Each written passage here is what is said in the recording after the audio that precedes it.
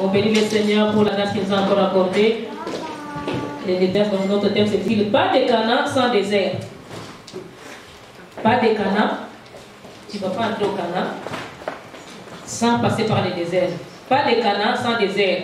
Pas de victoire sans combat. C'est toujours notre thème là. C'est le même thème. Pas de Canaan sans désert. Pas de victoire sans combat. Seigneur, donne-moi la victoire.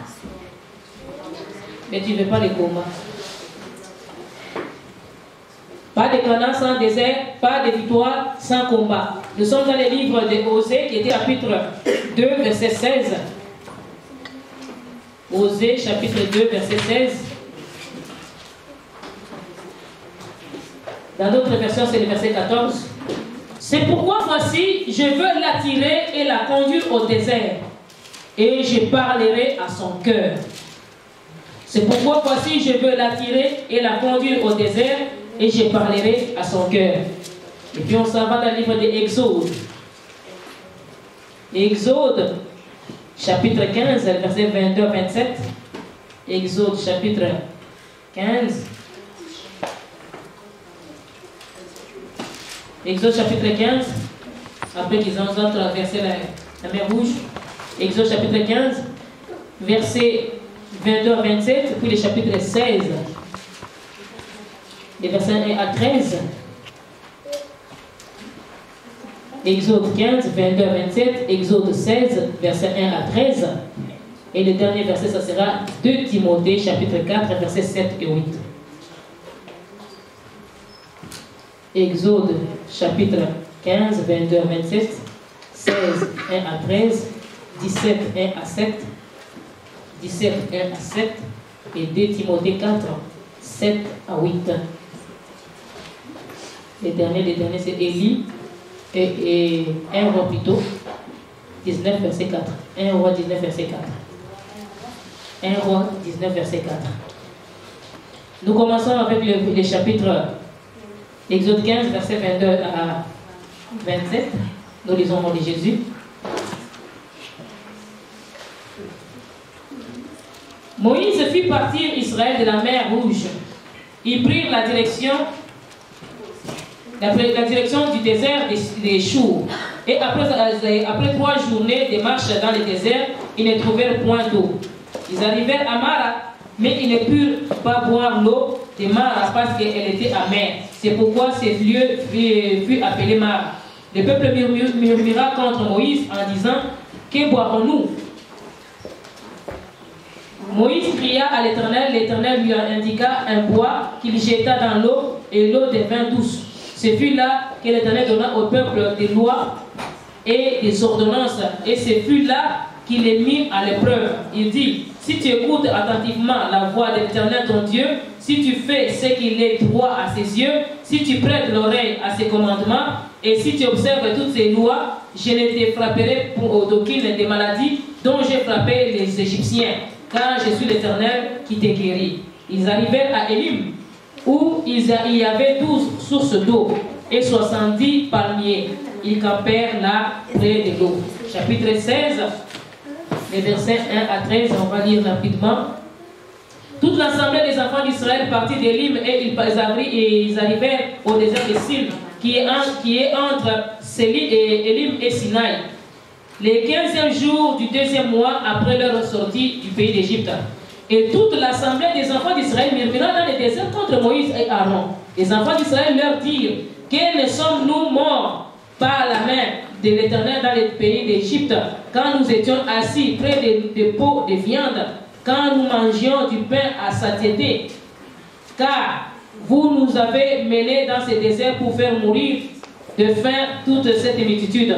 L'Éternel dit à Moïse: voici, je ferai pleuvoir pour vous du pain du haut des cieux. Le peuple sortira et en ramassera tout pour un jour par jour la quantité nécessaire, afin que je le mette à l'épreuve et que je voie s'il marchera ou non selon ma loi. Tu soulignes ces passages et ces papiers-là, afin que je le mette à l'épreuve et que je vois s'il marchera ou non selon ma loi. Le 6e jour, lorsqu'ils prépareront ce qu'ils auront apporté, il s'en trouvera la double de ce qu'ils ramasseront jour par jour. Moïse et Aaron dirent à tous les enfants d'Israël, ce soir, vous comprendrez que c'est l'Éternel qui vous a fait sortir du pays d'Égypte. Et au matin, vous verrez la gloire de l'Éternel parce qu'il a entendu vos murmures contre l'Éternel. Car, que sommes-nous pour que nous murmurions contre nous, vous murmuriez contre nous? Moïse dit, l'Éternel vous donnera ce soir de la viande à manger et au matin du pain à satiété, parce que l'Éternel a entendu les murmures que vous aviez proférés contre lui. Car que sommes-nous? Ce n'est pas contre nous que sont vos murmures, c'est contre l'Éternel. Moïse dit à Aaron, dit à toute l'assemblée des enfants d'Israël à propos, approchez-vous devant l'Éternel, car il a entendu vos murmures. Et tandis qu'Aaron parlait à toute l'assemblée des enfants d'Israël, ils se tournèrent du côté du désert, et voici la gloire de l'Éternel parut dans la nuée. Alléluia. L'Éternel s'adressa à Moïse et dit, j'ai entendu les murmures des enfants d'Israël. Dis-leur, entre les deux soirs, vous mangerez de la viande, et au matin, vous rassasierez de pain, et vous saurez que je suis l'Éternel, votre Dieu. Ce soir, il survint des cailles qui couvrirent le camp, et au matin, il y eut une couche de rosée autour du camp. Chapitre 17, les versets 1 à 7. Toute l'assemblée des enfants d'Israël partit du désert de Sin, selon la marche que l'Éternel leur avait ordonnée. Et ils campèrent à Rephidim, où le peuple ne trouva point d'eau à boire. Alors le peuple chercha quelques querelles à Moïse. Ils dirent, donnez-nous de l'eau à boire. Moïse leur répondit, pourquoi me cherchez-vous querelle? Pourquoi attendez-vous l'Éternel? Le peuple était là, pressé par la soif, et murmurait contre Moïse. Il disait, pourquoi nous as-tu fait monter hors d'Égypte pour nous faire mourir de soif, et moi, mes enfants et mes troupeaux? Moïse cria à l'Éternel en disant, que ferai-je à ce peuple? Encore un peu et ils me lapideront. L'Éternel dit à Moïse, passe devant le peuple et prends avec toi des anciens d'Israël. Prends aussi dans ta main ta verge avec laquelle tu as frappé le fleuve et marche. Voici, je me tiendrai devant toi sur le rocher d'Horeb. Tu frapperas le rocher et il en sortira de l'eau. Et le peuple boira, et Moïse fit ainsi aux yeux des... Ajouter dans les versets qui parlent aussi de Jésus par rapport au désert, dans Marc chapitre 1, verset 13, les versets 14, Marc chapitre 1, verset 13 et verset 14. Puis Matthieu 4, verset 1 à 13. Matthieu 1 et 4, verset 1 à 13. Mais vu que Marc n'est pas trop long, on peut lire ces deux versets. Marc chapitre 1er, les versets 13 et les versets 14, nous dit ceci. Où il passa 40 jours tenté par Satan. Il était avec les bêtes sauvages et les anges les servaient. On commence au verset 12. Aussitôt l'Esprit poussa Jésus dans le désert, où il passa 40 jours tenté par Satan. Il était avec les bêtes sauvages et les anges les servaient. Après que Jean eut été livré, Jésus alla dans la Galilée, prêchant l'évangile de Dieu. Amen. Verset 1 à 13, tu vas lire à la maison. C'était juste pour te préparer. Il y a beaucoup de versets par rapport au désert dans la Bible. Mais quand tu regardes aussi dans Genèse 21, verset 14, ça tu écris seulement, et Deutéronome 1, verset 19.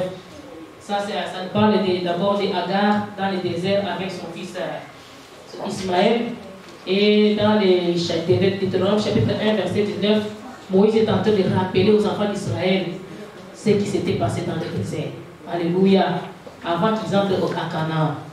Nous avons dit que notre thème s'intitule Pas de Canaan sans désert. Et il n'y a pas de victoire sans combat. Quand nous partons définir c'est quoi le désert c'est une terre hostile, une terre stérile, un lieu désert, un lieu de crainte, un lieu de tentation, un lieu inculte où rien ne pousse, et un lieu inhabité, une région vide, un lieu solitaire où on est dans la solitude. Une région abandonnée, une région non cultivée. Ça vient du mot grec Eraimos. On écrit Eremos, mais on lit Eraimos, qui veut dire solitaire, seul, désolé, inhabité. Et dans les définitions, il y avait deux sortes de définitions par rapport au lieu. Par rapport au lieu, on dit que c'était un lieu désert, un lieu désertique. Une région abandonnée, non cultivée, convenant au pâturage. Ça n'est pas cultivé, mais on dit que ça convient au pâturage. C'est qu'on peut élever les animaux là-bas. Mais ce n'est pas cultivé. Quand tu regardes Israël, c'est un pays désertique. Mais ils sont des éleveurs. Leurs animaux, ils mangent des sables. On jette du sel sur les sables et ils mangent les sables. Et ils vivent et ils grossissent. C'est mystérieux. On ne peut pas comprendre ça. Et dans les déserts, il n'y a pas des arbres. C'est un lieu inculte où rien ne pousse. On peut dire que c'est un lieu désertique, un lieu pauvre, en quelque sorte. Un lieu dépourvu de la vie. Un lieu où il n'y a pas de vie. Dans les déserts, il n'y a pas de vie. Dans les déserts, il n'y a pas vraiment la joie. Et la vie, c'est la réjouissance même. La vie, ce n'est pas seulement respirer, mais la vie aussi, c'est les biens que nous bénéficions de notre bien-être. Et par rapport à la deuxième définition, la première définition, j'ai dit que c'est par rapport au lieu. Et la deuxième définition, c'est par rapport à l'homme, à la personne. C'est pour des personnes qui sont abandonnées. Un désert, c'est pour une personne qui est abandonnée. Donc une personne qui est abandonnée, elle connaît le désert. Quand tu es abandonné, tu connais le désert. Donc pour les personnes abandonnées par les autres, qui est privé de l'aide, quand tu es privé d'aide, tu traverses un désert. Comme l'avait dit notre soeur, maman Catalina. Donc elle a été privée d'aide, de l'amour, des soutiens moral ou spirituel. Ça c'est passé un désert. Quand tu traverses le manque de soutien moral, spirituel, l'appui, tu es une femme abandonnée par ton mari, qui te considère toujours, qui t'écrase toujours. Tu connais un désert, tu vis dans le désert. Bien que tu sois dans les mariages, mais tu vis dans le désert. Quand tu es encadré, tu es protégé, comme Chéri Abraham me protège, tu es donc dans la vie. Mais quand on te prive de cet amour-là, tu connais le désert. Donc pour une personne, le désert, c'est être privé de l'aide, de protection des autres, de protection des autres, en particulier des amis, des relations, des frères, des sœurs, des parents. Il y en a des enfants qui sont abandonnés par leurs parents. Connaissent les déserts comme les enfants de maman Catalina. Leur père les avait fui. Ils ont connu les déserts. Ces enfants tout petits, ils ont connu les déserts. Être délaissé comme un troupeau abandonné par leur berger. Donc tu es comme quelqu'un qui n'a pas un berger, quelqu'un qui prend soin de toi. Un père qui a abandonné la famille, une mère qui a abandonné la famille. J'ai un enfant spirituel qui s'amène là-bas abandonné à l'âge de 3 mois. J'en ai un autre fils spirituel qui s'amène là-bas abandonné à l'âge de 9 mois. Il t'était encore. Il avait encore envie de tester. La mère l'a arraché, l'a déposé chez les papas. Elle est partie. Et l'enfant grandit aujourd'hui, il a maintenant l'argent, la maman qui apparaît.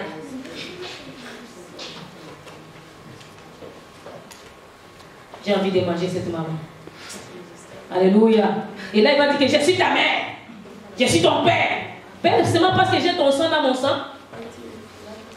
Alléluia. Dans le désert, c'est là qu'on connaît les vrais. Dites à ton voisin le désert. Pour une personne aussi, le désert, c'est une femme qui est négligée par son mari. Son mari l'a presque abandonné, l'a refusé, l'a mis à la porte. Cette femme connaît le désert.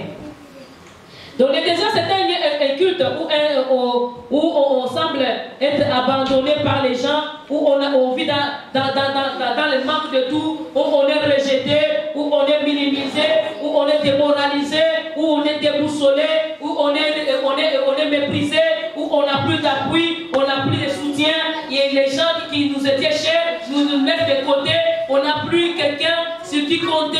c'est un endroit où tu es seul, un endroit solitaire, où tu n'as pas d'appui, tu es tout seul, tu n'as pas d'aide, et il n'y a personne qui peut t'aider. Ça peut être un cas d'une maladie, tu connais une maladie qui ne peut pas se terminer, tu le partages tout seul. Cette douleur-là, tu connais tout seul. Si on prend les cas de Job, quand il était dans la maladie, il avait perdu déjà les enfants, il a perdu la richesse, la femme même là a commencé à abandonner, il a commencé à dire ainsi de Dieu meurt. Donc la femme lui disait que je n'ai plus besoin de ton mère seulement.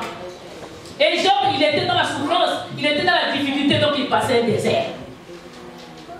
Et nous avons dit que notre thème s'intitule là, il n'y a pas de Canaan sans désert. Canaan, c'est un lieu où coule le lait et le miel, un lieu d'abondance, un lieu de bénédiction, un lieu où tu es reconquis, un lieu où tu es béni. Je dirais pour maman Cataline au Canada, c'était une Canaan pour elle. Alléluia. Amen. Elle connaît maintenant un temps où elle va commencer maintenant à jouir. Elle se retrouve. Donc, arriver au Canaan, c'est un temps où tu te retrouves. Tu commences à retrouver que tu es quelqu'un.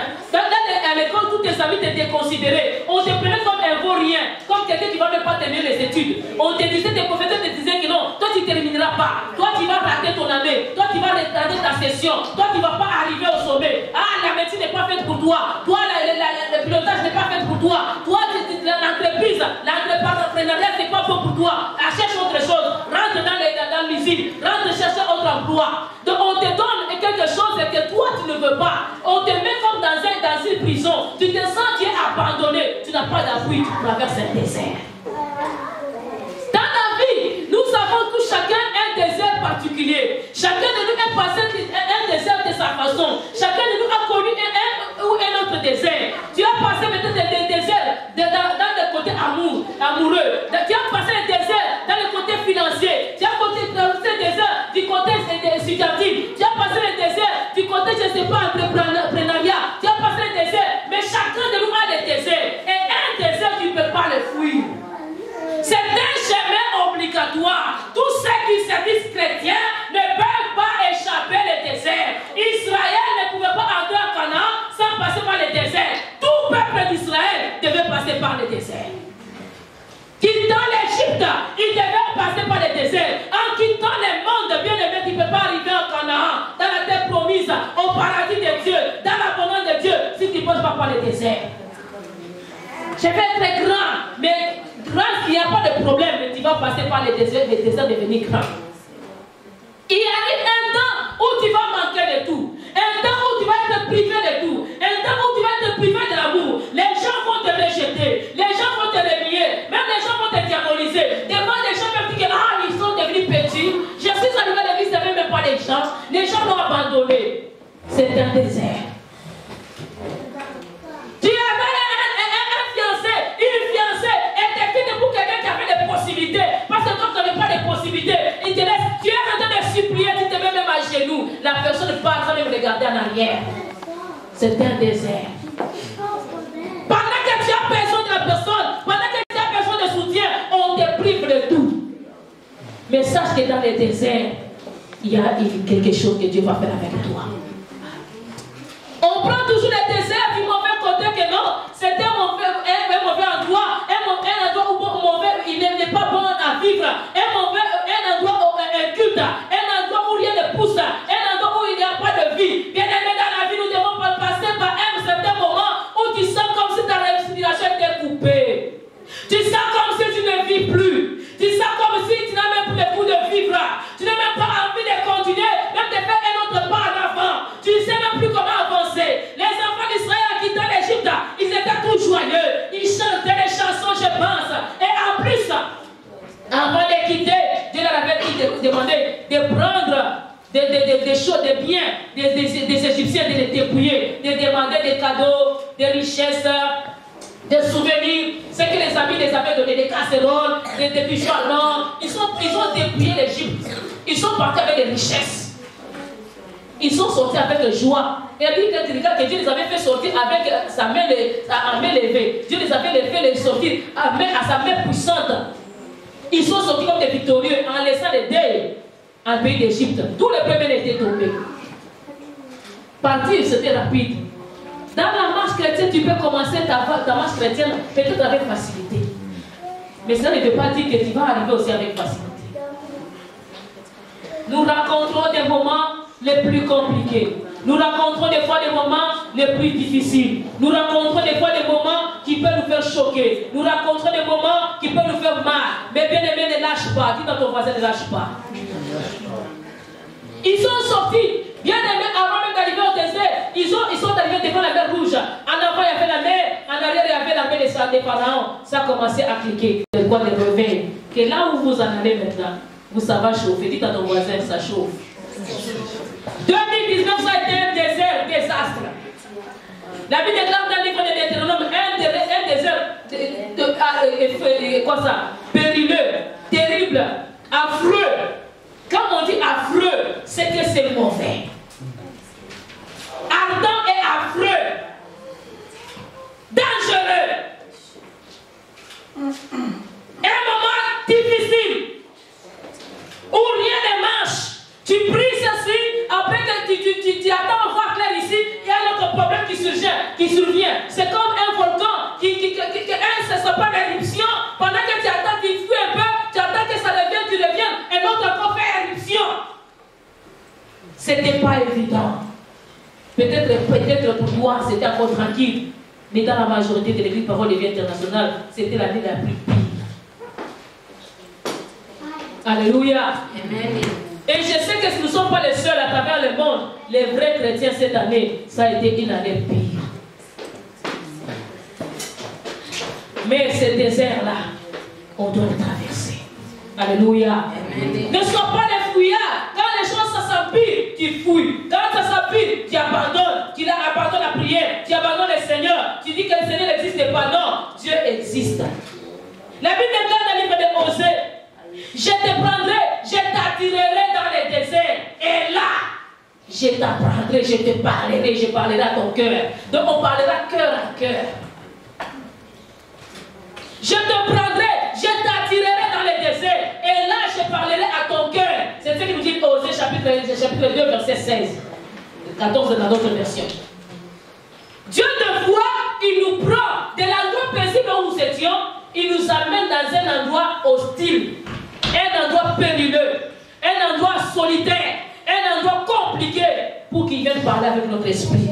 Il n'y a pas meilleur endroit où Dieu peut te parler que là où il y a la solitude, là où tu es seul. Avec les gens, tu pourras avoir de l'appui. Mais seul, dans certaines situations, tu es seul. Et tu es seul à te faire sortir de dedans. Le pasteur peut prier pour toi, mais il ne peut pas rentrer dedans. Tu peux avoir des problèmes dans ta famille. Mais lui, il ne va pas te dire que non, je te prends, tu viens chez moi. C'est peut-être qu'on peut le poursuivre en justice. Peut-être il peut ne pas avoir la possibilité de te garder chez lui. Donc il ne va pas te prendre. Mais il va faire quoi? Il va te suivre en distance. Mais dans l'endroit là où toi tu vis, tu traverses le feu. C'est là ton désert. C'est dans cet endroit là que Dieu va te parler. Je te prendrai. Je t'amènerai dans le désert et là je parlerai à ton cœur. C'est là qu'il y a le face à face avec Dieu, de cœur à cœur avec Dieu. Dans les moments les plus difficiles, c'est le meilleur moment où Dieu parle. La première grande église qui a existé, c'était l'église du désert. Dites Amen. Forme des églises locales que nous avons aujourd'hui, c'est dans le désert que Dieu a commencé l'église. C'est dans le désert que Dieu a donné les 10 commandements. C'est dans le désert que Dieu a donné l'ordre, comment est-ce qu'un chrétien peut se comporter. C'est dans le désert que Dieu a donné l'ordre, comment est-ce qu'un serviteur de Dieu va se comporter. Comment est-ce que les enfants de Dieu vont se comporter. Qu'est-ce qu'il faut qu'ils fassent, comment une église peut faire. Qu'est-ce qu'il faut qu'elle fasse. C'est dans le désert. Les lois sont sorties du désert. C'est là que même les 10 commandements sont sortis. Dieu a parlé. La première Bible a été écrite dans le désert, les 10 commandements. Alléluia. Amen. Dans le désert, Dieu a appris à parler à l'homme. Dans les moments les plus difficiles, c'est là que Dieu apprend à nous parler. Si toi, quand tu traverses les moments les plus difficiles, tu ne dois pas désolé pour écouter Dieu, tu es le plus malheureux parce que Dieu est en train de gaspiller ton désert. Pendant 40 ans, beaucoup aussi des enfants d'Israël ont gaspillé leur désert. Beaucoup sont morts dans le désert. Ceux qui ont vu l'Égypte, qui étaient déjà à l'âge adulte, il n'y avait que Josué et Caleb qui sont entrés à Canaan. Les autres sont une nouvelle génération qui est née dans le désert. Alléluia. Ou ceux qui étaient des mineurs en Égypte. Tous ceux qui étaient des adultes, ils sont tombés dans le désert. Pourquoi? Ils ont commencé à murmurer. Les problèmes, les difficultés nous font des fois murmurer, nous font dire que non, Dieu n'existe pas. Pourquoi je prierai? Pourquoi j'irai à l'église? Je n'aime pas que m'asseoir et que quelqu'un me parle pendant 2 heures du temps. J'en ai déjà vu des gens comme ça. Je vais préférer toi là-bas à l'église. Attends que ton désert arrive. Tu vas savoir qu'est-ce qu'on fait à l'église. Si tu ne sais cherches pas à ce moment-là le Seigneur, pendant le temps de ta souffrance, tu es cuit. Et après ce temps-là, tu vas même mourir. Quand quelqu'un traverse le désert, les gens peuvent le taxer de sorcier. On peut le taxer de malheureux. On peut le taxer de pécheur. Ah, il a péché. C'est pourquoi les choses ne marchent pas chez lui. Ah, il est tombé dans l'adultère. Il est tombé dans l'impudicité. C'est pourquoi les choses vont mal chez lui. Il a fait ceci. Il a fait ça. C'est pourquoi les choses ne vont pas bien. Ah bon? Attends ton tour. Tu sauras qu'est-ce que nous faisons dans le désert. Il y en a des gens qui sont des champions à pointer du doigt. Tu vois? C'est parce que. Ils ont même des microscopes sans avoir des microscopes. Ils connaissent même les microbes par cœur. Avec les yeux nus, ils regardent quelqu'un qui a le sida. Lui là, le sida l'a déjà eu. Je vois, le sida l'a déjà attrapé. Ah bon? Attends ton tour. Quand ça viendra, tu vois, ça sera le cancer ou bien ça sera encore le sida aussi. Alléluia. Dans le désert, les enfants d'Israël sont passés. Ils ont traversé avec un joie la mer Rouge. Juste après avoir traversé la mer Rouge, bien élevé, 3 jours seulement après, ils ont commencé à pleurer. Les mêmes qui ont chanté des cantiques au chapitre 15, au chapitre 16, ils ont commencé à murmurer. Au chapitre 15, ils ont dansé. Ah, Dieu a englouti l'armée des pharaons. Ah! Et l'armée des pharaons, les cavaliers, ainsi que celui qui le monte, les chevaliers, ainsi que les chevaux, sont tombés tous dans l'eau. Nos ennemis sont finis. Ça, c'était un chant de victoire. Mais attends, peu de temps après, 3 jours après, ils n'avaient plus de nourriture, ils n'avaient plus à boire. Le soleil dans le désert. Le soleil du désert, ça frappe mal. Nous avons dit que le soleil c'est la lumière, mais laisse-moi te dire, quand tu traverses le désert, le soleil ça devient ennemi. Allô? Amen. Dans le désert, le soleil ça devient autre chose. La lumière même, tu n'en as plus envie. Parce que rien ne marche. Et rien ne te trouve, ne te touche. Tu te retrouves dans rien. Rien ne donne de fruits. Tout ce que tu plantes, ça meurt. C'est comme si tu dirais que non, mes semences même que je donne, même les dons que je donne, ça part, ça meurt. Mais ça ne meurt pas. Ça va un jour ressusciter. Le corps de Jésus-Christ, pour que ça soit ressuscité, il fallait qu'on puisse l'enterrer. Et il fallait qu'on les plante pour qu'il puisse encore ressortir. Le corps de Lazare, il fallait qu'on le plante dans le tombeau. 4 jours après, il faut bien maintenant le ressusciter. Si tu ne meurs pas, tu ne peux pas ressusciter. Allô? Amen. Je peux résister avec Jésus. Tout ce qui était mort à moi, il faut que ça ressuscite. Pour que ça puisse ressusciter, il faut que ça meure d'abord. Mes finances, il faut que ça s'accroisse. Il faut que ça grandisse. Il faut que ça... Pour que ça grandisse, il faut que ça pourrisse d'abord sur la terre. Désert. Dites à ton voisin désert. Un lieu désagréable. Mais dans ces lieux-là, Dieu commence à parler à ton cœur. C'est là qu'on développe même la prophétie. Les prophétiques en nous, ça se développe dans le désert. Les rêves, ça se développe dans le désert. L'ouïe spirituelle, ça se développe dans le désert. L'œil spirituel, ça se développe dans le désert. L'odorat spirituel, vous savez quelqu'un qui a faim, comment il sent? Quand il y a un gêne, même les villages grecs ici, les restaurants. Tu es ici, tu es en gêne ici. Ceux qui étaient ici 3 jours en retraite, vous ne sentez pas ça à un certain moment. Vous sentez comme l'odeur de la nourriture. Vrai ou faux? C'est pourquoi je vous mettais dans la chambre là-bas au bout, pour que vous ne sentez pas. Si vous êtes ici dans la salle, vous allez le sentir.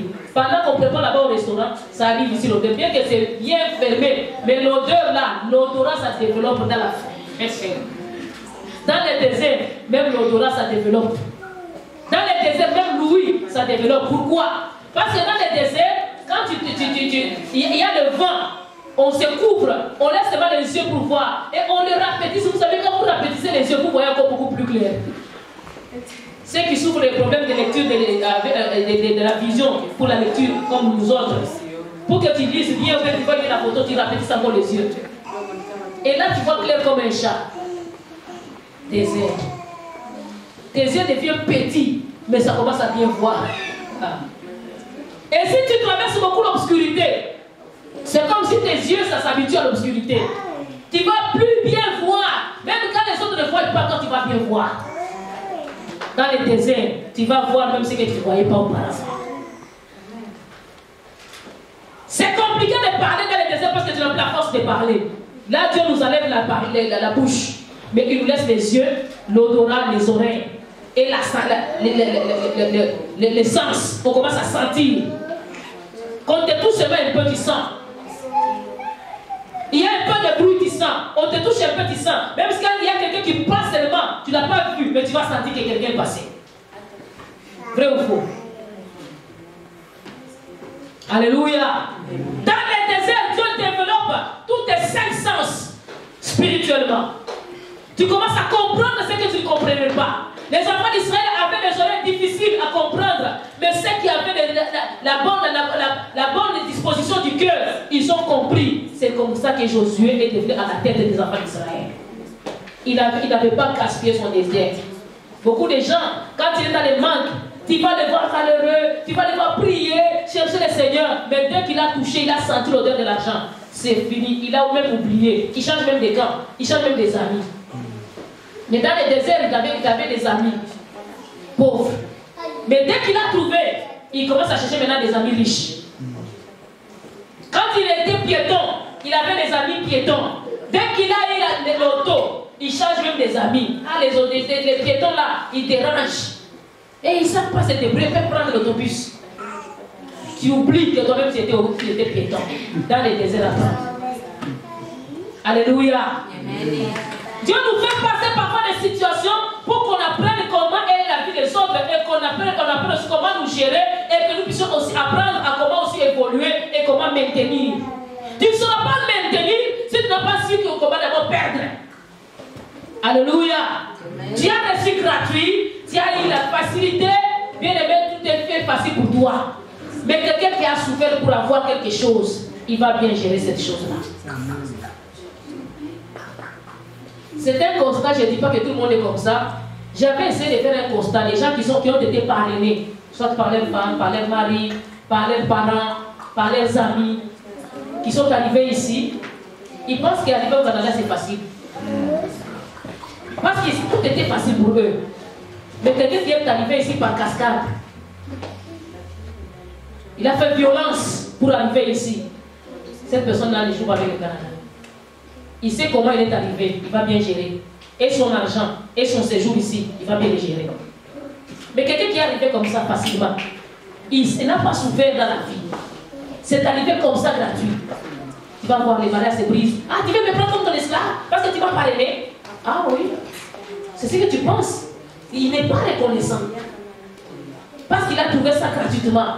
Mais quelqu'un qui sait avoir fait des acrobaties pour arriver ici. Même son mariage, il va vraiment tout faire pour que ça ne se brise pas. Parce qu'ils savent d'où ils sont venus. Alléluia. Et quand on arrive ici, avec l'argent des enfants, beaucoup de couples se divisent. Quand on dit à la maman que c'est l'argent de la maman, si en Afrique, le papa il était macho, il est contrôlé beaucoup, il ne donnait rien. Maintenant la maman commence à toucher. Essaie de toucher encore une fois, tu vas voir ce qu'il va te faire. Ça ne va même pas traîner, il va partir. Et là, même oublier que là-bas, quand ils avaient de rien, ils étaient ensemble. Ce n'est pas l'argent qui les faisait mettre ensemble. Alléluia. C'est l'amour qui les faisait mettre ensemble. Mais il va oublier. Beaucoup de gens, ils oublient le désert. Les enfants d'Israël, ils ont souffert en Égypte, étant des esclaves, étant méprisés, étant minimisés, étant méprisés. Mais quand ils sont arrivés dans le désert, la Bible déclare que ces enfants d'Israël-là, ils ont commencé à murmurer contre Moïse. Ils ont dit quoi? Nous avions des pots de viande à côté de nous. Pots de viande avec les fouets dans le dos. Tu as le courage de manger ça? Alléluia. On te fouette fier. Les pots de viande les regarder. Tu as même l'appétit. Ils avaient oublié. La Bible déclare quoi? Vaut mieux être dans une maison où on mange les pains secs comme nourriture, que là où il y a la viande dans l'abondance, comme nourriture là où il y a la paix, que de manger la viande là où il y a des querelles. Alléluia. Amen. Ils ont commencé à oublier trop vite, ils ont commencé à murmurer. Et Dieu a commencé à les apprendre. Il a dit, vous voulez la viande? Attendez. Vous avez oublié comment je vous ai fait sortir là-bas? Qui pouvait vous faire sortir, vous autres là? Il n'y avait personne qui pouvait les faire sortir dans les pays d'Égypte. Mais Dieu les a amenés pour les amener au désert, dans les pays de Canaan. Ils ont commencé à riposter. Ils ont commencé à être contre le Seigneur. Laisse-moi te dire, dans ton désert, Dieu est en train de t'apprendre quelque chose. Il veut t'éduquer. Il veut t'amener quelque part. Il veut t'amener à un niveau. Il veut te glorifier dans ton existence. Quant à toi, de rester fidèle à Dieu, de rester attentif à sa voix et à sa volonté, de lui rester favorable à ceux qui puissent t'éduquer, ceux qui te parlent dans les déserts, saisis-le. C'est ce qui fera de toi quelqu'un d'aimé. Ce que tu apprends dans les déserts là, c'est ce qui te permettra de bien vivre dans les Canaan. Tu ne pourras pas vivre en Canaan si tu n'as pas survécu dans les déserts. Les Cananéens, ils étaient des géants. Les Cananéens, ils étaient des idolâtres. Tu ne pourras pas aller refuser l'idolâtrie si tu n'as pas refusé la faim. Alléluia. Les gens ils aiment la facilité. Mais laisse-moi te dire, commence par ne pas accepter d'abord la difficulté. Tu pourras aussi gérer l'abondance. Et c'est là que les choses deviendront faciles pour toi. Tu ne pourras pas gérer l'élévation si tu n'as pas su gérer l'humiliation. Quelqu'un qui sait gérer l'humiliation, c'est cette personne-là qui saura gérer aussi l'élévation. Tu ne pourras pas gérer la grandeur si tu n'as pas réussi à d'abord être minimisé et réduit à néant, réduit à petit. On traverse des fois des moments très difficiles, on nous réduit à petitesse, on nous réduit à cendre, on nous écrase, on nous écrabouille, mais on est en train de nous former. La personne qui est en train de t'écrabouiller là, qui te forme. Une femme qui a été maltraitée, un homme qui a été maltraité, un enfant qui a été maltraité, c'est un danger demain parce qu'il est en train d'apprendre dans ces déserts-là. Il se forme des caractères. Allô? Tu n'auras pas un caractère solide, fort, être un leader si tu n'as pas accepté, tu n'es pas passé par l'épuisement. On passe à travers l'épuisement dans les déserts, où on s'oublie, où on est écrasé, où on est seul. Mais Dieu nous parle à ce moment-là. C'est dans le calme que Dieu va commencer à te parler. C'est là que Dieu va commencer à te montrer ton futur. Si tu es disposé, si tu as un cœur disposé, tu es disponible, tu disposes ton cœur, tu te disponibilises devant le Seigneur, c'est alors que Dieu va commencer à te parler. C'est là que Dieu va commencer à te parler même pour ton ministère. Tu es converti, tu es toi-même chef de ta famille, tu es même chef de chez toi, tu es peut-être seul chez toi, mais quand tu t'es converti là, tu commences à connaître des moments très difficiles. C'est là que Dieu commence à te former. Comment gérer les peu que tu as? Comment vivre avec les gens? Il va te montrer qui est avec toi à ces moments-là. Et qui est-ce que tu seras avec lui après ces moments-là. Mais tu verras un homme, il oublie les gens qui étaient avec lui dans la souffrance. Il va chercher de nouvelles personnes qui n'ont même pas connu sa souffrance. Ils ne vont pas t'aider. Ces gens-là sont des profiteurs. Ils viennent profiter de l'abondance que tu as eue. Mais les gens qui ont souffert avec toi, ce sont les gens qui ont voulu te promouvoir. Alléluia. Ce sont les gens qui n'ont pas voulu te lâcher. Je vous ai donné l'exemple de mon fils spirituel là. Sa mère l'a abandonné à 9 mois. Rendu à 30 ans, 25 ans, je ne sais pas plus tard. Et il est devenu un garçon bien bâti. Il s'est positionné dans la société. La mère est apparue. Je suis ta mère. Tu es mon sang. L'autre, son père l'avait abandonné. Je suis ton père. Tu es mon sang. Mais où est-ce que tu étais pendant tout ça, ces temps-là, mon sang? Mon os, ma chair. Tu étais où pendant tous ces temps quand je souffrais? Quand j'avais besoin de toi. On connaît les vrais amis quand on souffre. Un ami qui t'a assisté pendant les temps de la souffrance, tu n'oublieras jamais. Lui peut oublier qu'il t'avait aidé. Si tous les jours où tu allais dormir la famille ou bien tu allais mourir de la faim, il t'a amené un petit pain. Ces pains-là, ça dépasse des millions de dollars qu'on pourra te donner dans l'abondance. Tu n'oublieras jamais. Je me rappelle quand j'étais encore réfugié, à un certain moment, ma soeur était très malade. On s'apprêtait pour venir ici, les gens ne connaissaient pas qu'on va venir. Mais ma soeur était très malade. Mon mari aussi était très malade. je faisais le jeu de prière, c'est tout à l'heure que j'ai commencé cette église en Afrique. J'ai eu des grands combats de l'église où je suis sortie. On m'a combattu physiquement et spirituellement. Même à aller engager la police pour me faire arrêter. Je vivais dans une insécurité, je ne savais pas où mettre mon pied. Je priais. Je n'avais même pas l'argent. Et pendant que j'étais dans ces jeux de prière, j'étais dans un jeûne de 40 jours. Là où je m'asseyais, la pluie est tombée. Les malheurs ne viennent pas seuls. Quand tu traverses le désert, tu vas les connaître. La pluie est venue, ça a pris le tôle de la maison. C'était une tempête de pluie. Les vents s'avantaient tellement, ça a pris le tôle. C'est parti. Et ça n'a pas pris le tôle de toute la maison, seulement de la chambre où moi j'étais assise sur ma natte dans ma chambre. Ma Bible a des cicatrices de ça. La pluie est tombée. C'est rentré, ma Bible était mouillée. Vous voyez les plafonds ici, ça couvre beaucoup de poussière. Il faut que c'est trouvé, ça soit un peu, tu vas voir maintenant la saleté qui va commencer à tomber. On ne le voit pas parce que les plafonds, ça les tient. Maintenant, c'était comme si on avait trouvé les plafonds. Je voyais le ciel par endroit, là où les plafonds étaient ouverts. J'ai dit, waouh, Seigneur, qu'est-ce que tu me veux? Il m'a dit, ce que je te veux, c'est la vie. On voulait te tuer. Dieu a commencé à me parler. Parce que tu es en moi, je t'amènerai plus loin. Et je ferai de toi quelqu'un. Tu ne mourras pas ici, ton mari, tu ne vas enterrer personne. Ni ton mari, ni ta soeur, ni tes enfants. Tu vas sortir ici, c'est un sauve avec toute ton équipe. Tel que vous êtes entrés ici, vous allez sortir tous ensemble. J'ai dit, mais Seigneur, qui me veut ça? Il m'a cité même les noms. Il m'a montré qui faisait ça. J'ai dit, Seigneur, je vais faire quoi? Il m'a dit, c'est seulement à cause de ce que tu as au dedans de toi. Et ils sont sorciers, ils te combattent. Ils veulent que tu regagnes la gagne, mais tu es sorti de la gagne. Ils ne peuvent pas te laisser tranquille parce que tu ne fais pas partie de leur gagne. Il m'a parlé. Il m'a parlé. Et un frère qui était trop collé à nous, il est venu nous voir. Je n'avais rien à donner à ma soeur. Elle prenait les médicaments.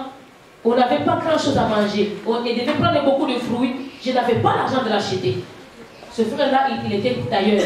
Il est parti. Avec son argent, il a acheté du jus. Il a acheté des fruits. Il a amené. Ces jours-là, je n'oublierai jamais. Ce frère-là était aussi pauvre. Il était aussi misérable. Et il était misérable même que nous. Mais lui, il a dépensé pour nous. J'ai dit, Seigneur, tout ce que je demande, que tu me dis, c'est faire. Actuellement, il est maintenant aux États-Unis. Quand je lui parlais, je l'ai rappelé ces jours-là. Il a dit, ah, toi tu te rappelles de ça? Moi, je ne me rappelle même plus. J'ai dit, c'est le plus grand jour de ma vie. J'ai trouvé combien c'était même plus. Et le jour de notre voyage, il est venu. Il a confectionné des vêtements pour moi, pour Abraham. Il a pris ses vêtements, lui, il a donné à Abraham. Abraham a encore cette veste jusqu'à aujourd'hui. Il a pris cette veste-là, il a donné des vêtements à ma soeur, il m'a donné des vêtements. Il m'a dit que chaque fois que vous porterez ça, pensez à moi. Et j'ai prié pour lui. À un certain moment, il était tombé dans la foi. Il a régressé, il a commencé même à prendre de l'alcool. J'ai appris ça, j'ai dit, Seigneur, lui ne peut pas aller en enfer. Parce qu'il a sémé en lui. Il faut que tu te rappelles de lui. Dans le désert, il a été avec lui. Dieu l'a repris. Il l'a ramené. Il était un grand chantre. Aujourd'hui, on l'a repris sa vie spirituelle avec une grande allure. Et il sert d'Éternel d'une façon extraordinaire. Un jour, je l'inviterai, vous le verrez ici. Amen. Il a chanté, il a glorifié le Seigneur. Quand il est arrivé, il m'a appelé. Il n'avait même pas pris mon numéro. Il a cherché, il s'est débrouillé. Quand on s'est retrouvés, cette soirée, on ne faisait que rire. On a pensé au désert. Et tout le monde disait que non, après que je ne parle plus aux gens, il lui a dit que vous mentez. Je ne parle plus avec tout le monde, mais je parle avec mes amis là, de la souffrance du désert. Alléluia. Amen. Je ne suis pas ami de tout le monde. Je suis ami de mes amis. Alléluia. Amen. Alléluia. Amen. Et j'ai pensé à lui, j'ai dit, au moins lui, il va soutenir dans les moments où j'avais besoin. C'était un fidèle. C'était pas un pasteur. Désert. Dieu m'a parlé. Dieu m'a visité. Dans les déserts, Dieu va te parler. Il va te visiter. Il va te toucher. Dans les déserts, Dieu te dira qui est avec toi et qui est contre toi. Et ma soeur me disait, même lui, il a fait ça. Même lui, là. Mon mari me disait, lui, là. J'ai dit, Dieu est en train de nous montrer qui est avec nous et qui est contre nous. Dans les déserts, tu sauras qui est avec toi et qui n'est pas avec toi. Qui est contre toi. À qui est-ce que tu pourras t'appuyer et à qui est-ce que tu ne pourras pas faire confiance. Dans les déserts. Quelqu'un qui te trahit dans les déserts, ce n'est pas un bon ami. Dans l'abondance, non, il vient seulement pour profiter. Il ne vient pas pour aussi t'aider. Dans les déserts, tu sauras qui est avec toi. Celui qui est avec toi dans les déserts, il va marcher avec toi. Il va te soutenir. Et Dieu a parlé aux enfants d'Israël. Il a donné les instructions. Il a donné les commandements. Il a donné la parole de Dieu. Dans les déserts, Jésus a appris à parler à Satan même. Dans les déserts, tu vas avoir la force même de parler à Satan. Tu vas lui dire, arrête de manœuvre au nom de Jésus. Dans les déserts, tu vas apprendre les combats spirituels. Dans les déserts, tu vas apprendre à résister au diable. La Bible dit, résister au diable, il fera dérouler de vous. Vous pensez que le diable vient quand? Il vient dans la faiblesse, dans les déserts. Quand tu es dans la solitude, quand tu es dans l'amertume, quand tu es dans la misère, quand tu es dans les problèmes, c'est alors que le diable vient. Il sait que tu es dans une position de faiblesse. Mais c'est dans ces moments-là de faiblesse qu'il faut apprendre à parler à Dieu. Et il faut apprendre à résister au diable. Il faut apprendre à prier des combats spirituels. Dans les déserts, tu vas apprendre à dire au diable, sors de ma maison au nom de Jésus. Amen. Tu vas apprendre à lui dire que c'est terminé. C'est assez. Trop, c'est trop. Dans les déserts, quand tu souffres, tu as la maladie, ça te fait mal. C'est donc que tu arrêtes au nom de Jésus. Seigneur, viens à mon secours. Dans les déserts, tu vas apprendre à crier à Dieu. Tu ne peux pas arriver dans les Canaan comme ça, quoi. Tu vas arriver, tu vas faire quoi au Canaan? Tu ne vas pas glorifier le Seigneur. Si tu n'as pas connu le désert, tu ne sauras pas glorifier le Seigneur dans les Canaan. Quand tu passes dans le désert, c'est là que David dit que quand je traverse la vallée de l'ombre de la mort, je n'ai pas peur de rien. Vous pensez que la vallée de l'ombre de la mort, c'est quand? C'est dans le désert. Tu penses être effacé, être couvert par les sables, être battu par les tempêtes, par les vents, par la souffrance, par la nudité, par la famine, par le manque, par l'abandon des gens. Tout le monde t'abandonne, tout le monde te critique. C'est dans les déserts que tu sauras que Jésus est le meilleur ami. Pourquoi nous disons que Jésus est notre ami et est le fidèle ami? Lui, il n'abandonne pas, il n'a pas peur de ton désert. Il est toujours là présent. Quand les hommes t'abandonnent, quand les gens te rejettent, lui, il est là présent. Il viendra t'affermir, il viendra te parler. Jésus qui se lui met dans le désert, les anges l'ont visité. C'était un désert horrible. Un désert pénible. Mais Jésus-Christ, dans ce désert-là, il a appelé à sa prière à l'Éternel. On voit que aussi, qui notre bien-aimé Élie, le prophète, il a été dans le désert. Il a traversé le désert en fuyant Jézabel. Il a traversé le désert. Avant d'être glorifié, d'être élevé par le Seigneur, il a fui. Il a connu le désert. Et là, dans le désert, il a appris à compter sur le Seigneur. Et Dieu a envoyé son ange pour amener quoi? La nourriture. Et l'ange l'a révélé, il dit, mange parce que le chemin est très long. Laisse-moi te dire, le désert peut être long, mais il faut que tu aies le courage de manger la parole de Dieu. Quand tu n'as pas la parole à toi, tu ne sauras pas vaincre le désert spirituel. Tu ne sauras pas t'encourager. Dans le désert, il y a personne qui va te fortifier, qui va t'encourager toi-même parce que tu as déjà mangé comme parole. Peut-être dans la famille on te rejette, au travail on te rejette, les professeurs te rejettent, mais dans le désert tu vas apprendre toi-même à dire que non, l'Éternel est vivant, je ne manquerai de rien. Amen. Tu vas apprendre à dire que non, mon Dieu ne meurt jamais, mon Dieu est tombé sur tous les dieux, tout ce qu'il fait, il le fait dans les cieux sur la terre, dans les mers, dans tous les abîmes. Dans le désert. Tu ne pourras pas connaître tous ces versets si tu es dans l'abondance. Dans l'abondance, ces versets-là vont te fuir. Dans l'abondance, tu vas dire, commencer à dire que non, rendez grâce à l'Éternel à tout temps. Tu ne sauras pas que non, l'Éternel est tout puissant. Tu connaissras la toute puissance de Dieu dans le désert. C'est là que tu découvres qui est Dieu. Tu peux même lui demander, Seigneur, qui es-tu? Job va demander, Seigneur, pourquoi suis-je né? Dans le désert, tu peux commencer à poser à Dieu des questions et il va apprendre à te répondre. Il ne peut pas te parler si toi tu ne poses pas de questions. Un professeur qui ne pose pas de questions, il va t'apprendre quoi? Si tu poses des questions, il saura que tu n'as pas compris, il va t'expliquer. Mais si tu ne poses pas de questions, c'est que c'est supposé que tu as compris. Or, dans le désert, il y a des situations qu'on ne connaît pas. On a besoin de réponses. Pourquoi ceci m'arrive? C'est parce que. Pourquoi c'est ceci chez nous? C'est parce que. Notre maman dit quoi? Dans votre famille, si tu ne connais pas ta famille, tu ne t'es pas jamais posé des questions. Vous savez que vous pensez que comment est-ce qu'on a connu que les familles, il y a des liens de famille, des sorcelleries, des générations qui peuvent nous toucher. C'est dans le désert. Toi-même, tu te regardes. Je n'ai pas de problème. Je prie. Je gêne. Mais pourquoi ma fille n'avance pas? Seigneur, parle-moi. Qu'est-ce qu'il ne va? Il ne va pas. Qu'est-ce qu'il ne va pas? Ton grand-père, arrière-grand-père, il était féticheur. Il vous avait vendu. Dieu va te parler dans le désert. Il va te révéler des choses par rapport à votre famille. Toi, tu pensais que c'était une bonne famille. Je me rappelle un jour, on partageait avec moi, je disais, il y a ça, c'est peut-être dans votre famille, pas dans ma famille. Mais quand Dieu a commencé à lui parler, il a dit, ouh. Alléluia. Chacun découvre quand il traverse un désert. Si tu ne te poses pas la question, tu ne sauras pas. Quand tu ne connais pas la question de ta vie, tu ne connais pas donc la réponse de ta vie. Tu penses que tu vis, mais tu es en train de vivoter. Peut-être que ce que tu vis, ce sont des miettes de ce que Dieu voulait que toi tu vives. Et toi tu dis que je vis déjà, tu ne vis pas. Tu peux voir des maisons des gens qui ont parti des gratte-ciel, ils ont parti des maisons, ils ont des bateaux, ils ont des, je ne sais pas, de l'argent, des comptes remplis en banque, mais ils sont malheureux. Mais quand tu les vois de l'extérieur comme ça, ils portent une très belle montre à Rolex. Allez, ils portent, je ne sais pas, des bijoux en diamant. Quand tu regardes, ils sourient. Mais quand à l'intérieur, il est en train de mourir. Quand tu penses que lui, il est bien, il n'est pas bien.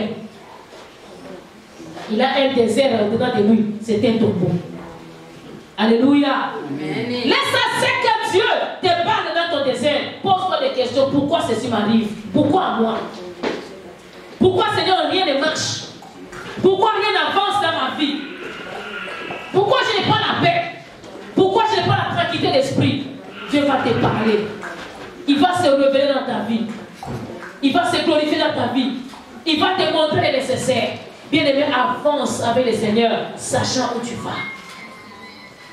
Marche avec Dieu, sachant que Dieu est avec toi dans ce désert-là. Il t'a amené là-bas avec un objectif. Il veut te parler, t'apprendre quelque chose. Qu'est-ce qu'il veut qu'il t'apprenne? Demande-lui, Seigneur, qu'est-ce que tu veux que j'apprenne?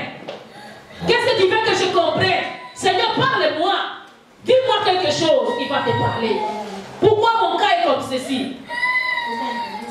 Alléluia. Alléluia. L'apôtre, le psalmiste dit quoi? Pourquoi ma souffrance est-elle continue? Et il a posé des questions parce qu'il a connu aussi le désert. Tous les géants de la Bible, ils ont connu le désert. Que ce soit Daniel, que ce soit Gédéon, que ce soit David, que ce soit Moïse, que ce soit Josué. Tous les grands, même Jésus-Christ, Jean-Baptiste, ils ont connu le désert. Ils ont été abandonnés, ils ont été reniés, ils ont été rejetés, ils ont été écrasés, ils ont été minimisés, ils ont été oubliés, ils ont été jetés dans les oubliettes. Regarde David, le dernier de la famille, n'oubliait même pas sa propre mère. La mère l'envoie dans les champs pour garder les animaux pendant qu'ils ont des aînés. Lui, il reste tout seul là-bas dans la forêt. Les frères, ils vont rentrer dans l'armée. Rentrer dans l'armée d'Israël, c'est de luxe. C'est avoir une bonne position. Mais lui, on l'envoie dans la forêt, les autres les envoient dans l'armée. Il n'avait pas qualifié pour rentrer même dans l'armée. Oublié. Dans ta famille, peut-être tu es oublié. Dans ton mariage, peut-être tu es oublié, tu es écrasé. Mais laisse-moi te dire que ce désert va prendre fin. Cette année 2019, c'est sa fin. Il faut que nous puissions entrer maintenant en Canaan. On ne va pas rester toute notre vie dans le désert. Nous ne sommes pas des rebelles qui se sont rebellés contre Dieu dans les déserts pour mourir dans les déserts. Nous sommes de ces Gédéons, de ces Josué, ainsi que de ces Caleb qui vont entrer dans le pays de Canaan. Nous n'allons pas terminer notre vie dans les déserts. Mais dans ces déserts que nous puissions apprendre, dans toute cette année, qu'est-ce que tu as appris?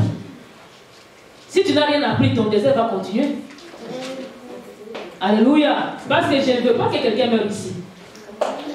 Comme j'ai pris que quelqu'un ne meure pas, c'est que le désert peut être long. Pour certaines personnes. Pour certaines personnes, le désert peut être court. Pour certaines autres personnes, ça peut être long. Pour Israël, c'était 40 ans. Je ne dis pas que nous tous devons faire 40 ans. Moi, j'ai 49 ans seulement de vie. Si je devais faire 40 ans, donc je ne vis que 9 ans seulement. Non. J'ai besoin de vivre aussi. Non pas de vivoter. Alléluia. Laisse à ce que cette année, que tu fasses le bilan, que tu saches qu'est-ce que Dieu m'a parlé pendant toute cette année, dans tout ce que j'ai rencontré. Qu'est-ce que Dieu me voulait. Et qu'est-ce que j'ai appris. Et je sais que beaucoup de gens ont appris beaucoup de choses. Moi-même, j'ai appris beaucoup de choses. Il y a d'autres gens que tu pensais que c'était tes amis, mais ce n'était pas tes amis. Alléluia. Il y a d'autres choses que tu faisais que tu pensais que c'était bien, c'était même pas bien. D'autres dons que tu faisais que tu pensais que c'était bien, mais c'était même pas bien. Tu donnes des dons dans des terres incultes qui ne vont pas produire. Alléluia. Il est temps qu'on puisse apprendre à qui est-ce que nous pouvons nous confier, à qui est-ce que nous pouvons compter, qu'est-ce que nous devons faire, que Dieu nous dise quelque chose par rapport à notre foi, notre ministère, notre vie spirituelle. Qu'est-ce que Dieu nous veut? Qu'est-ce que Dieu attend de nous? Est-ce que j'ai déjà fait un pas avec le Seigneur? Est-ce que j'ai avancé avec le Seigneur? Il y en a d'autres qui disent, moi je suis bien, hein? Tu vois, ce message-là c'était pour toi. C'était pas pour toi, c'était pour toi qui viens d'entrer parler. Alléluia. Amen. Chacun de nous rencontre des moments très difficiles. Tu ne diras pas que non, c'est ça, toi tu n'as pas rencontré des problèmes cette année. C'est pour ce message qui nous concerne tous. Chacun a connu des moments très difficiles, mais au moins nous avons terminé étant délivrés, nous allons entrer étant bénis. Alléluia. Au moins quelque chose nous avions appris. Il y avait des liens, il y avait des blocages, il y avait des démons, il y avait des sorciers, il y avait des choses que je ne comprenais pas, il y avait des choses que je ne faisais pas bien, il y avait des choses que je négligeais. Il faut que je prenne maintenant les choses au sérieux. 2020, c'est 20 sur 20. Alléluia. Je dois entrer dans la perfection de Dieu, dans l'accomplissement de Dieu. Je vais entrer dans l'accomplissement de toutes les bonnes promesses de Dieu dans ma vie. Je vais voir les promesses de Dieu se réaliser dans ma vie. Je veux sortir de mon désert. Je vais aussi entrer dans mon Canaan. Et le jour où les enfants d'Israël sont rentrés dans le Canaan, la manne a séché.